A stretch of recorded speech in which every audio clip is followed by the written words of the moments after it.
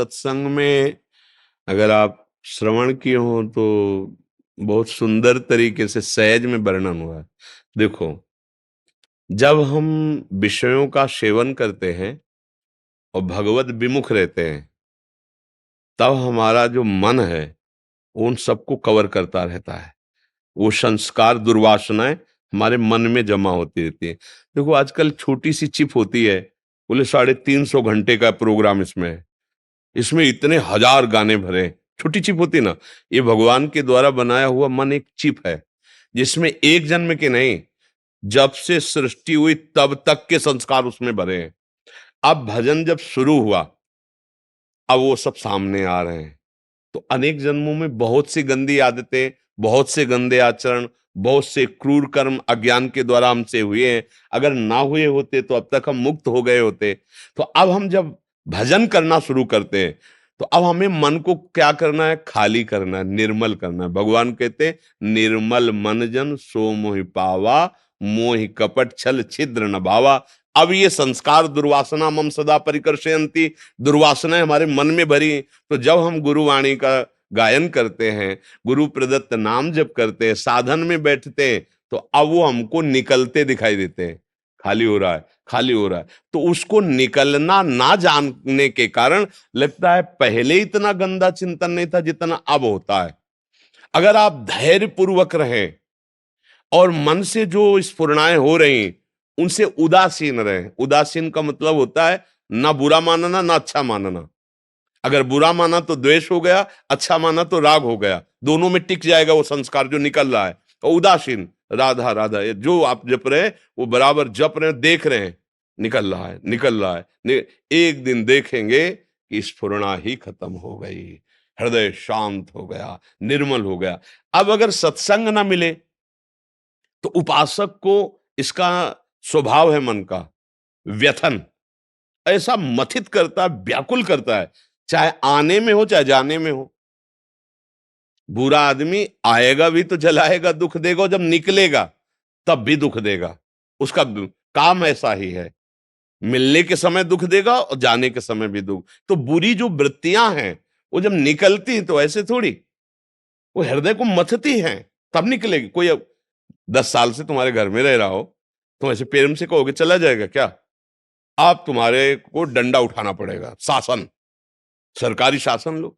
अब हमारे पास सरकारी शासन गुरुवाणी है, गुरु प्रदत्त नाम है। अब मन पे डंडा पड़ रहा है, उसमें जितने रहने वाले विकार सब सामने निकल निकल के भाग रहे हैं। साधक घबरा रहा है कि इतनी गंदी चिंतन, इतनी गंदी वृत्ति, इतनी गंदी बात तो पहले नहीं थी जब से भजन शुरू किया था। अगर आप उसे वर्तमान में आता हुआ स्वीकार करके उसके अनुसार चल देंगे तो भ्रष्ट हो जाएंगे। और अगर टिके रहे गुरु कृपा से, वो एक ऐसे निकलते जाएंगे। शांत चुप रहो, किसी से कहो मत, उनकी सत्ता नहीं है। उनकी सत्ता मत दो कि हमारे अंदर ये वृत्ति आ रही है, हमारे अंदर ऐसी गंदी बात, बिल्कुल नहीं, उनकी सत्ता नहीं है, वो असत है। भगवान कह रहे हैं, मात्रा स्पर्शास्तु कौन्ते शीतोष्ण सुख दुखदा आगमा पाइनो अनित्यास्तास तितिक्षस्व भारत। तू सह, चुप रह, ना दोस्ती कर उस वृत्ति से, ना दुश्मनी कर। वो निकल रहा है क्योंकि नाम चल रहा है, मंत्र चल रहा है, गुरु कृपा से शास्त्र स्वाध्याय हो रहा है, सत्संग हो रहा है, संयम से रह रहे हो। अब आ नहीं सकता कोई, पहरा लगा हुआ है नाम का। नाम पहारू दिवस निशी, रात दिन नाम का पहरा। गंदे विकार कैसे घुस सकते? तो है कौन? जो पहले से घुसे थे, अब वो निकल रहे हैं। जैसे दरवाजे में आने वाला और जाने वाला दोनों को दिखाई देता है ना, तो अब ये जाने वाले पर हम जान नहीं पाते कि जा रहे हैं। ये हमारी तरफ ही मुख किए होते तो लगता है आ रहे हैं। और इसी कारण साधक घबरा जाता है, यार मन में ऐसी गंदी बात क्यों आ रही? हम तो भगवत मार्ग के पथिक है, आ नहीं रही, जा रही, जाने दो, चुपचाप जाने दो। अरे एक बार चला जाता वही काम लाखों बार, तो लाखों बार उसमें भरा हुआ है मैसेज, लाखों मैसेज उसी के हैं, काम के। वो धीरे धीरे धीरे धीरे डिलीट होते चले जाए। मन निर्मल हुआ, परमात्मा साक्षात्कार हो गया। इसमें घबराने की जरूरत नहीं है, धैर्य की जरूरत है, बताने की जरूरत नहीं है, और मानने की जरूरत नहीं है। मेरे में ये गंदी वृत्ति है, मानने की जरूरत नहीं है। मैं ना कभी गंदा था ना कभी गंदा होऊंगा। मन ने हमें तदात्म करके गंदे आचरण करवाए। आज गुरुवाणी की कृपा से ये समझ में आ गया कि मन अलग है, हम अलग हैं। ये तन अलग है, मन अलग है, हम अलग हैं। अब अलग हो करके उस पर दृष्टा दृष्टि रखो, डांट लगाओ, बुरे आचरण मत होने दो, जो बुरी वृत्तियां आ रही उनसे उदासीन रहो, निकल जाएगा, मन निर्मल हो जाएगा, शांत हो जाएगा। पर कहने में बहुत सरल है, जब वो निकलता, मवाद सड़ा हुआ होता है, पक गया होता है, आराम से निकलता है क्या? चीख मारोगे। और वो सड़न वाले स्वभाव गंदे वो निकल रहे, तब उपासक बावरा हो रहा है, बावरा। अगर नहीं गुरु कृपा है, समझ नहीं पाएगा तो कूद जाएगा विषयों में कि तब तो शांति मिले, जल रहे कब तक चले। वो जलन मटकी को पक्की कर रही है। प्रेम रस या ज्ञान रस रखने के लिए कच्चा पात्र नहीं चाहिए। और वो जलन आपको परिपक्व, चुपचाप सह जाओ, सहत सहत बाढ़े भगति। जो सह गया, अगला श्लोक है गीता में, इसी श्लोक के बाद, यम ही न व्यथ्यंते ते पुरुषम पुरुषर्षभ शम दुखा सुखा धीरम स्वमृतत्वाय कल्पते। इनकी वेदनाओं से जो विचलित नहीं होता, व्यथित नहीं होता, वही परम पद में आरूढ़ हो जाता है, वही फतेह को प्राप्त होता है।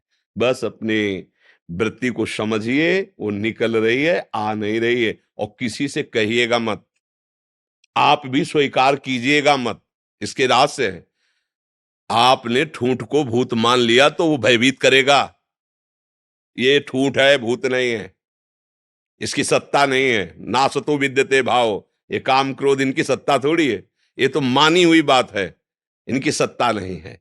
इनकी सत्ता दोगे कि है तो भयभीत करने लगेगा। है ही ना सतो विद्यते भाव, इन असत भावों की कोई सत्ता नहीं, ये आने जाने वाले हैं, ये बराबर रहते हैं क्या? अभी हैं, थोड़ी देर बाद नहीं, थोड़ी देर बाद मन प्रसन्न, थोड़ी देर बाद मन कामी, थोड़ी देर बाद मन क्रोधी। इसी को एक रस में लाना है, घसीट करके। जो क्षणे क्षणे में बदल रहे हैं, इनकी बदलाव को रोककर एक रस में लाना है। वो है एक, वही अकाल, वही ओंकार, वही है परम पुरुष, वही है वाहेगुरु। उसी में लाना है। जब उसमें हम ले आएंगे ना, तो फिर ये आएंगे कहां? फिर तो फतेह हो गई, नहीं हो गई? फतेह का शब्द क्या है? विजय। वो विजय हो प्राप्त कर, किनसे फतेह प्राप्त करना है? बाहर तो अलग बात है फतेह, यहां की फतेह चाहिए। वाहे गुरु के द्वारा वाणी का वैभव परमेश्वर का जब अंदर गया, तो उसने फतेह दिला दी, विकारों से मुक्त कर दिया। यही बात तो समझनी है। कुमार जी आगे लिख रहे हैं कि आज 5 महीने पहले आपकी ऐसी ही वाणी सुनने को मिला और अभी बहुत गुरु कृपा हो रही है। केवल ये शुक्रिया करने आए हैं आपका वृंदावन की, महाराज जी आपकी वाणी मिली। शुक्रिया की जरूरत नहीं है, क्योंकि हम सब जैसे 20 विद्यार्थी चल रहे हो, किसी क्लास में पढ़ रहे हो, तो एक दूसरे से बात करके चलने में अपनी और प्रवीणता हो रही, तो हम एक दूसरे का धन्यवाद नहीं देते। हम तो एक दूसरे मित्र हैं। अपने गुरु प्रदत्त लक्ष्य पर पहुंचने के लिए हम सब मित्र हैं। एक दूसरे से बोधयंता परस्परम बात करके और निखार अपनी बुद्धि को लाते हैं और चलते हैं गुरुदेव के चरणों में, उस परमेश्वर के चरणों में। तो धन्यवाद की तो जरूरत है नहीं, क्योंकि हम सब एक ही घर के, एक ही परमेश्वर के उपासक हैं और एक ही मित्र हैं। उसी के पास चल रहे, तो यात्रा कैसे कटती है? वार्ता करते करे तो यात्रा बहुत जल्दी कट जाती, नहीं? अकेले चले तो कितने किलोमीटर रह गए, कितना बड़ी परेशानी, और बातचीत में कई किलोमीटर निकल गए पता नहीं चलता। तो बोधयंता, भगवान कह रहे हैं, बोधयंता परस्परम कथयंत च माम नित्यम तुष्यंत च रमन्ति। अगर हम अपने प्रभु की चर्चा करते हुए, प्रभु की बातें करते हुए, उन्हीं का चिंतन करते हुए, तो परमार्थ की यात्रा कब कट गई हमें पता नहीं चलेगा। तो हम लोग साथी हैं। साथी को धन्यवाद नहीं दिया जाता, धन्यवाद दूसरों को दिया जाता है। हम तो साथी हैं, हम तो मित्र हैं। हम सब मिलकर के उसी अपने मालिक के पास चल रहे हैं, उसी की गाथा गाते चल रहे हैं। अगर कोई कहता बहुत दूर थक गए, तो एक दूसरे को उत्साह बढ़ाते, नहीं भाई वो देख नजदीक आ गए हैं, नजदीक आ गए, उत्साह बढ़ता है। अरे निकल गए तुम, अब कितना समय रह गया, मस्त हो जाते। सत्संग क्या है? उत्साहवर्धन। अपने स्वामी की तरफ, अपने प्रभु की तरफ एक एक कदम बढ़ाने में जो हमें श्रम सा लग रहा है, वो श्रम न लगे और आनंद आ जाए, उत्साह। कोई भी हार रहा हो और अगर उसको प्रोत्साहन दे दिया जाए ना, ए तू जीत गया, भले वो नीचे पड़ा है, ए तू जीत गया, अब इसमें देखो बड़ी शिथिलता आ रही, तुम पटक दोगे, वो पटक देगा, क्योंकि उसको वाणी के द्वारा उत्साह मिल गया। ऐसे ही काम क्रोध आदि हमको दबा रखे हैं, और जब गुरु वाणी संत वाणी हम सुनते हैं, तो हमारे अंदर बल आ जाता है, यार निकल गए, कह रहे निकल जाओगे, निकल जाओगे, फिर हम उनको एक दिन परास्त कर देते हैं। तो हम सब आपस में मित्र, धन्यवाद के पात्र, नमन के पात्र गुरुवाणी है।